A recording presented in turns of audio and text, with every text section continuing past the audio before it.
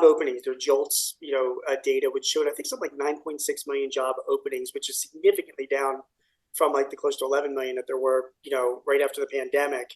It's like the lowest levels since 2021, and it continues to go down, which basically means that the economy's kind of softening and it's getting that much more competitive now for jobs. And as you know, so many companies are laying people off, as well. So there's a lot of people that are out there, that are worried about their jobs. So this book is talking about navigating your career. It's the changing world of work. So I first of all, one of the things that I always thought the best way to create opportunities for yourself, Lindsey, is to do a really good job at your job, regardless of what the job is. And I don't know if you get the same vibe that I do. Like when I read people with like the quiet quittings, you know what I mean? Or the people that want to have like, moderate Mondays, and a bare minimum Mondays, you know what I mean? And I see these people being interviewed in like, articles, like with their names and, where they work.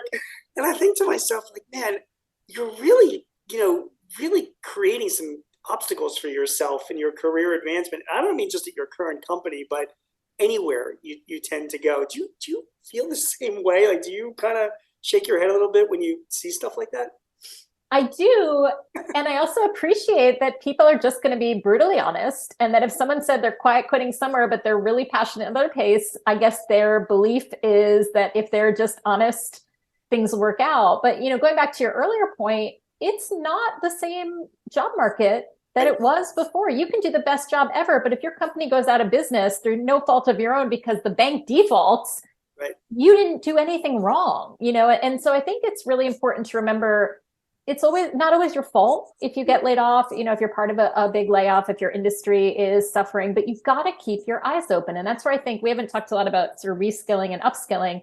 I think you have to be a lifelong learner. I think you always have to have some irons in the fire. I think you always have to know people outside of your industry. I remember once I was pitching some networking programs for women's groups inside companies. And this one group said, oh, we don't need that. We're very solid. Nobody needs to network outside the company. And the company was Lehman Brothers, right? And they didn't know that they would need it. So I do think, while I don't want anyone to feel like their job is always in jeopardy, it's always a good idea to keep your eyes open, to know the market, to be involved in professional associations, to keep in touch with people who are at other organizations, not to be dramatic, but all bets are off no matter where you work. It's a really challenging market. That said, that also means there's a lot of opportunity. Even if you get laid off, there are always opportunities. Yeah, job openings are down, but they're still there.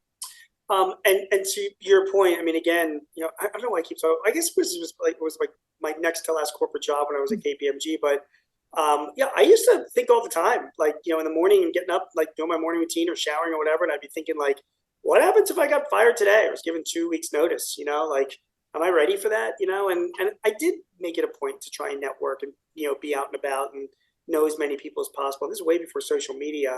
I think it's really important for people to always say to themselves that like nothing is guaranteed in life. Things, like you said, that are out of your control can affect your life. So do you have a plan B? I think nobody expected a pandemic. No one expected a pandemic. That's exactly right.